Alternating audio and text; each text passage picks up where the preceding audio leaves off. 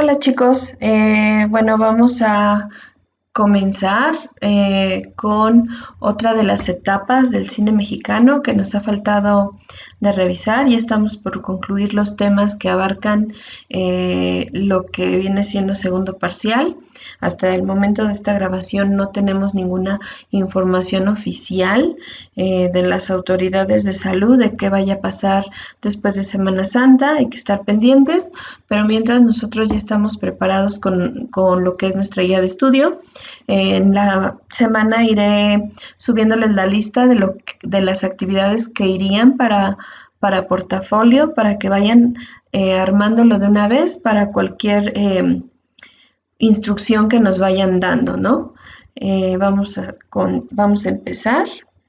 En este caso, vamos a ver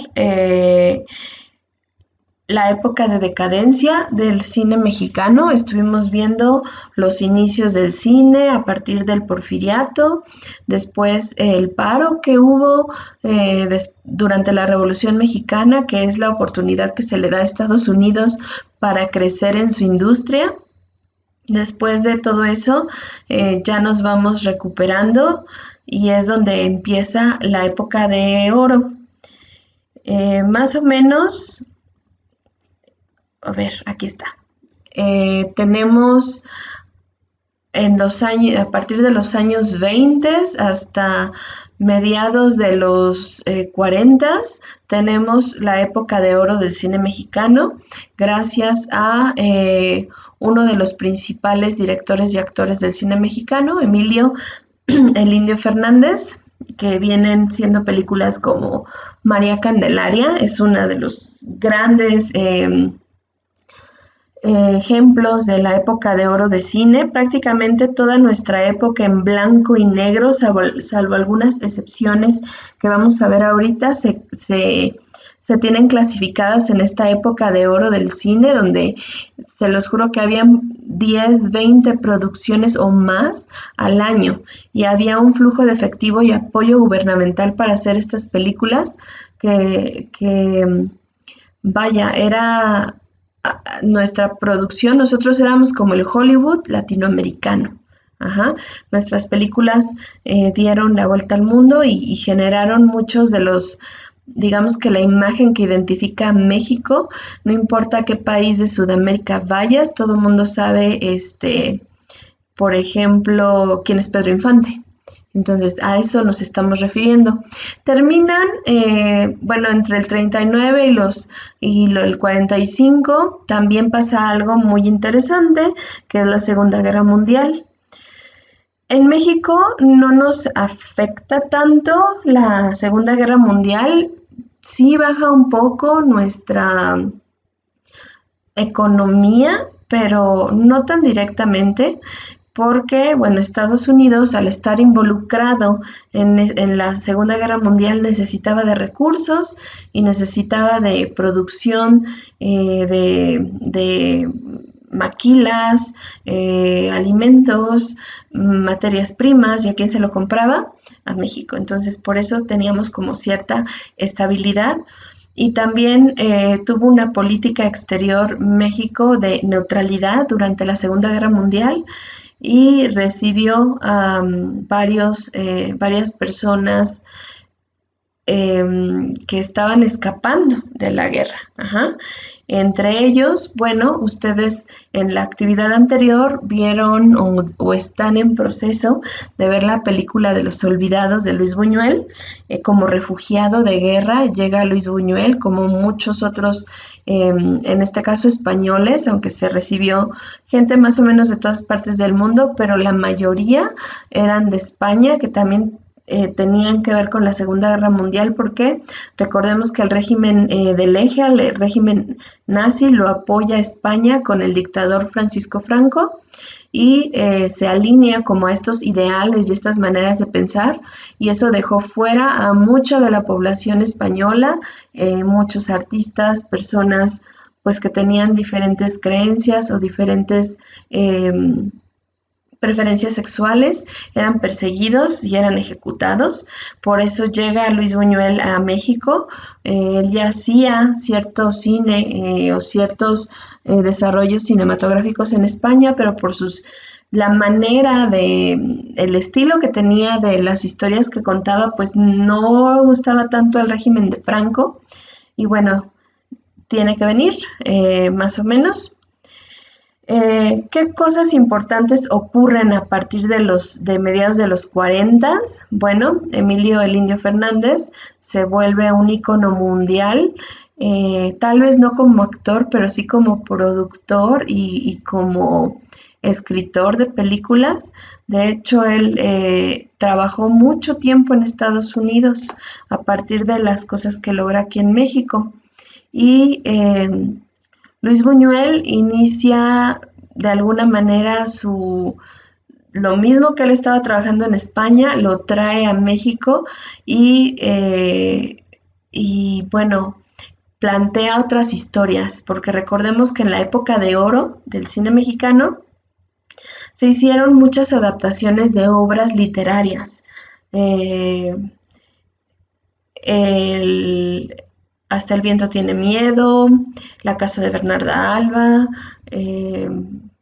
algunas otras películas, La de Santa, María Candelaria, también fue una adaptación de otra novela. Entonces, todo eran como cosas que ya estaban hechas. Pero Luis Buñuel, y no nada más él, Emilio Lindo Fernández y inicios de Arturo Ripstein tal vez, ya cuentan historias propias, ya no están basados en. También Pedro Infante representó como actor y productor cierta identificación, no es el ídolo mexicano porque retrata muy bien, o genera empatía con la mayoría de la población por esas historias que él representaba, el clásico pobre o venido, la gente que triunfa venida desde abajo. Entonces, desde ahí se genera toda esta mitología alrededor de ciertos artistas y ciertos productores y actores del cine mexicano. Pero bueno, termina la Guerra Mundial y se empieza a medio estabilizar todo, pero con estos apoyos gubernamentales tan fuertes que había en México para estas producciones, pues empezaron a haber ciertas malversaciones de fondos. ¿Qué quiere decir esto? Como les menciono, se hicieron varias producciones donde se abarataban costos y que se venían reflejando tanto en los actores que contrataban, en las historias que se creaban, en el presupuesto que había para la producción en sí. Porque vaya, llegó un momento en México donde guión que metías a solicitar apoyo, guión que te aprobaban. Y bueno, el dinero se acaba, ¿no?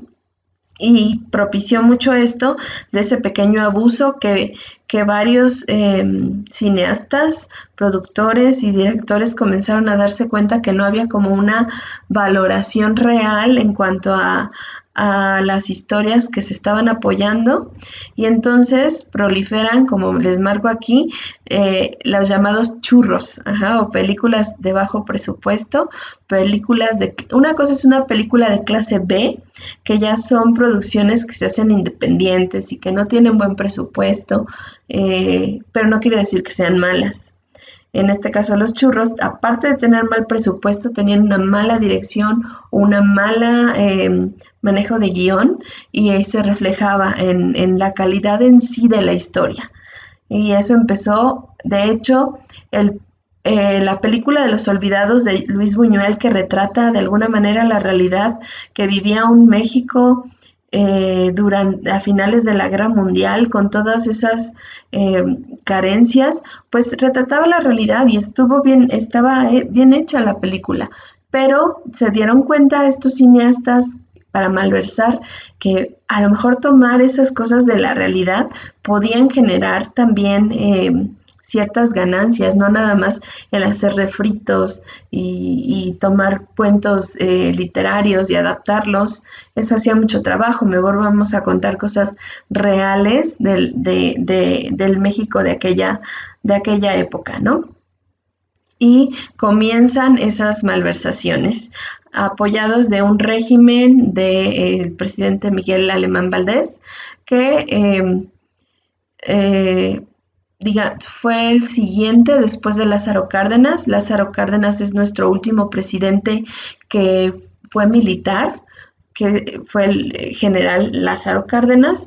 Miguel Alemán Valdés es el primer civil, no militar, que llega a la presidencia, y entonces pues llegó con cierta inexperiencia en ciertas áreas o desconocimiento. No quiere decir que era un ignorante, pero vaya, de un régimen que estaba, digamos que los militares estaban hasta arriba siempre y tomaban decisiones, y cuando no sabían de un tema pues delegaban a ciertas personas. Llega aquí un representante de la sociedad civil y transforma toda la manera en que se manejaba la política, y el gobierno mexicano implementa a otras personas de la sociedad civil con todo lo bueno y lo malo que conlleva esto, y empiezan a hacerse más esta cultura con la que estamos luchando tanto del compadrazgo, de yo te echo palanca para que te den el presupuesto, para que quede tu proyecto. Desde aquí ya se viene marcando esa grave enfermedad que en México no nos hemos podido quitar. Y pues pasa con el cine mexicano, ¿no? Aparte, después de la Guerra Mundial, pues vienen ciertas caídas económicas alrededor del mundo, pues Estados Unidos ya no necesita de esos recursos extra y deja de comprar, deja de consumirnos, y pues nosotros ahora ¿qué hacemos? Ya no podemos vender tanto, nuestras exportaciones bajan, no podemos pagar ciertos sueldos, tenemos que despedir gente, ya en lo que nos compete en el cine, pues no era lo mismo contratar a un Pedro Infante que contratar al hijo de Paquita, que cobraba una 10ª parte de lo que cobraba Pedro Infante. Entonces empiezan a haber un ahorro indiscriminado, por llamarlo de alguna manera también, en la industria, en la creatividad cinematográfica, además de que muchas de las estrellas de la época de oro pues ya habían envejecido, ¿no? Y no había como habían acaparado tanto, el sindicato de trabajadores del cine no dejaban que fluyeran nuevos talentos tan fácilmente, sino que era una industria muy cerrada, no tenías opciones y esas opciones eran caras.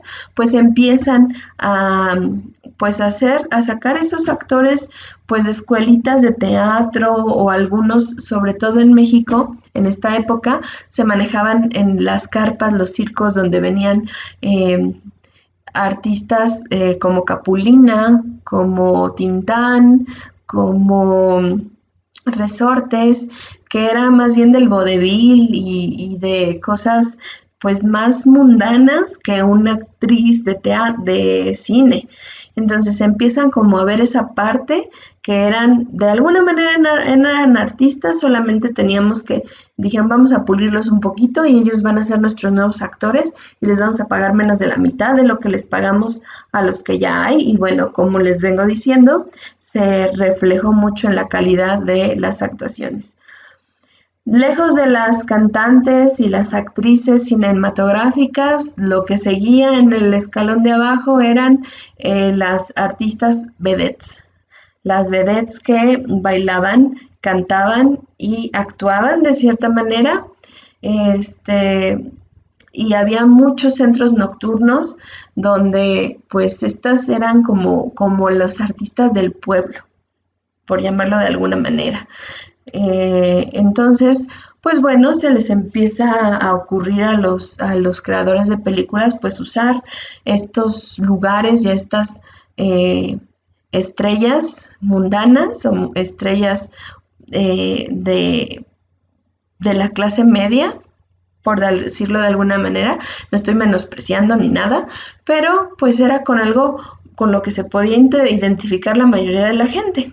Entonces empiezan a tomar a estas señoras, y no nada más estas señoras, sino a otros actores como les acabo de mencionar, o artistas más bien, y empiezan a reflejar ciertas historias que, créanme, todas las historias de rumberas y ficheras se tratan de lo mismo, a grandes rasgos. La chica de campo que tiene que llega a la ciudad a querer ser famosa o a tratar de prosperar y termina bailando y cantando, y su sociedad la menosprecia, pero ella es de buen corazón y al final sale adelante y hasta se enamora del rico y ya son felices para siempre y terminan sus problemas.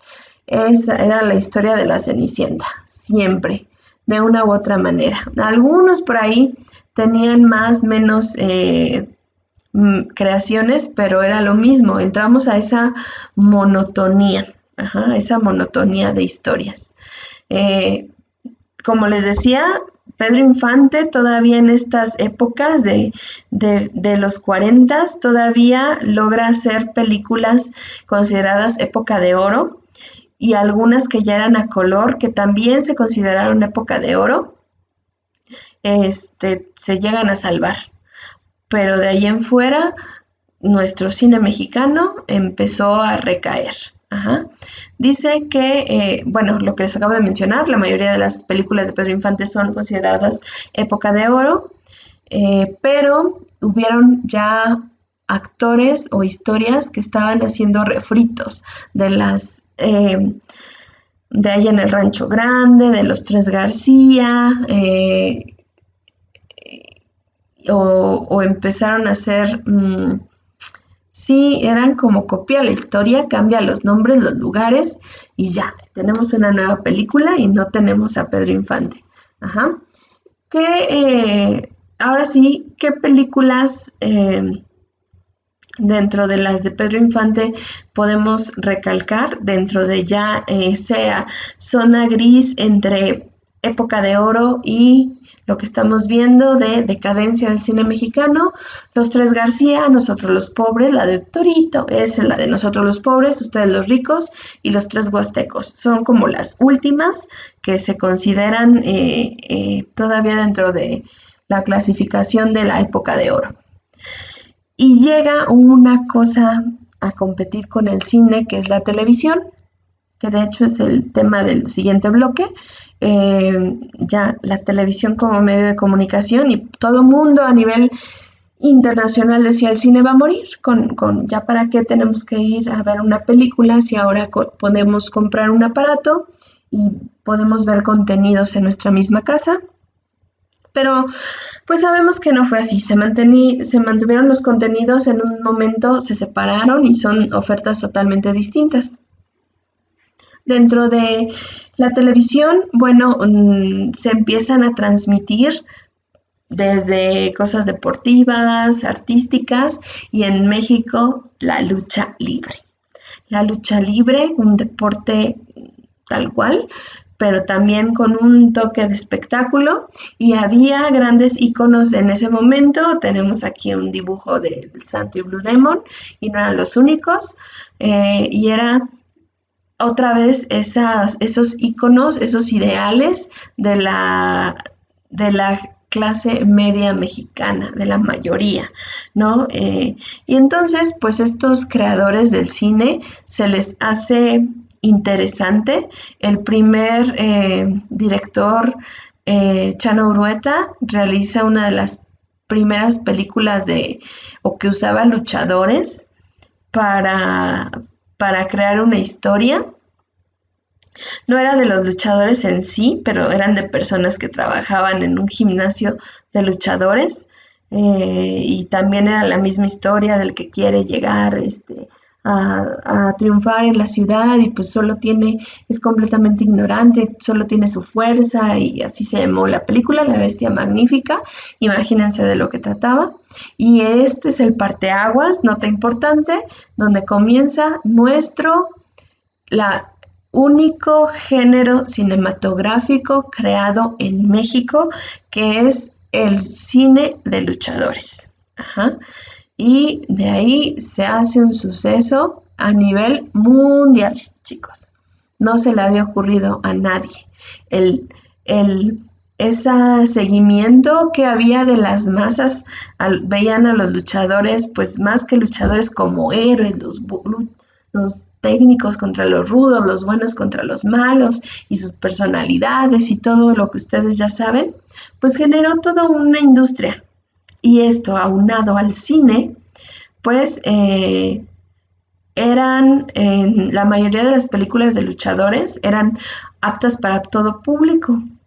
Contrastaban mucho con las películas de rumberas y ficheras, que bueno, veías tú a las mujeres exuberantes casi desnudas para la época, no era un material para toda la familia. Y la opción para todos los demás eran las películas de luchadores, que bueno, podemos encontrar algunas películas del Santo y Blue Demon que todavía se hicieron en blanco y negro, como que jalaron un poquito de lo que quedaba de esa época de oro, pero ya el fuerte, se hicieron ya muchas películas a color. Y trascendió fronteras y se hicieron famosos. De hecho, lo que viene siendo Superman, las películas de Superman, el personaje de Superman en sí está inspirado en toda esta, no les voy a decir que en los luchadores, pero sí en toda esta magia que giraba alrededor de ver a los luchadores como héroes. Ajá. Y bueno, podemos mencionar en el número de películas de luchadores, por supuesto los principales, Santos y Blue Demon. Por ahí hay películas de Tinieblas, hay otros 2 luchadores que ahorita no recuerdo. Dato importante, fuera de México, la Cineteca en Francia es la que posee mayor cantidad de películas del Santo en su colección. Y son aplaudidas y estudiadas por las personas que están en formación para creación cinematográfica, el ver cómo se hacían las películas, que eran de bajo presupuesto. La mayoría era una época que estaba marcada por el bajo presupuesto, pero eran entretenidas y era muy ameno, y siguen siéndolo. Ya pues solamente tenías estas 2 opciones al principio. Ese fondo que existía para apoyar a los creadores de cine, pues se iba agotando, cada vez se daban menos apoyos, entonces la calidad con los elementos que usabas para crear historias bajaba más. Entonces pasaron de las rumberas y las vedettes a las ficheras. ¿Cuál es la diferencia entre una rumbera y una fichera? Las ficheras les faltan un poquito para ser, pues no voy a decir prostitutas, porque esa no era la onda, sino que si tú querías que la vedette que había cantado y bailado se viniera a tomar una copa contigo, pues tenías que comprar una ficha que era un trago. Ajá. Y bueno, de ahí se prestaba para muchas cosas. Muchas vedettes no hacían de ficheras. Ajá. Y muchas ficheras no eran vedettes. Entonces hay que tomar esa diferencia. También las historias y los personajes se bajan un poco más hacia este ambiente de pues las vecindades, los albures, todos estos de Tintán para abajo, exactamente. Aquí vamos a ver ciertos afiches donde vemos a Clavillazo, donde vemos a Tintán, donde vemos a Resortes, que todos ellos fueron, y la India María, todos ellos fueron artistas de circo, ajá, y que trabajaban en el circo y en las carpas. Las carpas eran, pues hagan de cuenta como los stand-ups de hoy, pero eran que iban de ciudad en ciudad. Y eran aplaudidos, y pues los tomaron para crear películas. Pero bueno, aquí viendo las películas, pues podemos entender la calidad a la que de creatividad que podía haber. No todas las películas eran malas. No voy a mencionar eso. Hay películas de esta época muy rescatables, pero créanme que por cada una de las que están aquí, habían 10, 20 que eran un poquito menos para ser pornográficas. ¿Por qué? Porque sí habían desnudos, porque sí habían groserías, porque a veces se veían más cosas, ahí empiezan a decaer, ya no, aparte de la industria cinematográfica, los cines también, el tipo de películas que exhibían en las mañanas, tenían películas para todo público y estaban abiertos toda la noche donde podías ver películas con desnudos, no pornográficas, pero sí no aptas para todo público. Y también pues generaba cierto desgane de tú como padre de familia, sabías que en tal cine pues también podías entrar a ver una película de la India María, pero en la siguiente sala tenían una de desnudos, entonces no te gustaba o no estabas muy dispuesto a llevar a tu familia y a tus niños al cine con esas cosas y empieza a decaer más el cine mexicano. De hecho, algunas de estas películas ni siquiera llegaron a las salas de cine, sino que se empezaron a crear para televisión. El clásico donde podemos ver las películas del cine mexicano de la época de la decadencia es esta, La Pulquería. Y hay como 7, es una saga como Rocky, La Pulquería 2, 3, 4, 5, 6, según yo, hay hasta las 7, donde vemos desde Loco Valdés, Rafael Inclán, que todavía, no sé si viva todavía Rafael Inclán, pero Loco Valdés sí. Entonces, pues a ese y Carmen Salinas. Desde esa época ya estaba Carmen Salinas. Ese es el nivel al que llegaban los actores para cine. Entonces, pues la gente se aburría. Y con la apertura de la industria de la traducción y del doblaje, pues empezamos a ver y a consumir películas, casi todas las películas americanas. ¿Dónde termina nuestro cine? Ya pasamos a Miguel Alemán.